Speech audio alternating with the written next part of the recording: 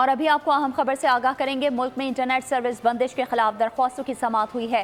Sindh high court نے Twitter سمیت دیگر ایپس بحال کرنے کا حکم جاری کر دیا۔ متعلقہ حکام سے الیکشن کے دن انٹرنیٹ سروس معطلی کی وضاحت طلب کر لی گئی۔ انٹرنیٹ بند کر دیتے ہیں، آپ نے لوگوں کو الیکشن لڑنے نہیں دیا، عدالت کے ریمارکس۔ مزید تفصیلات جانیں گے عبدالحسیب سے۔ جی عبدالحسیب، آگاہ کیجیے گا۔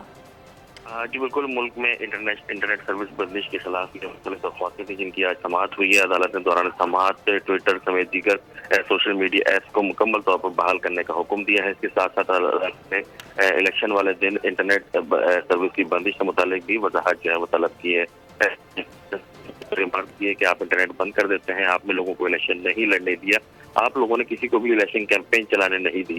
پی ٹی اے کے وکیل عدالت میں پیش ہوئے، انہوں نے کہا کہ منسٹری آف انٹیریئر سے ہدایت آتی ہیں جس پر عمل درآمد کرنا ہوتا ہے، جس پر عدالت نے کہا کہ جمہوری عمل کو چلانے کے لیے کس چیز کے سیکورٹی خدشات ہیں۔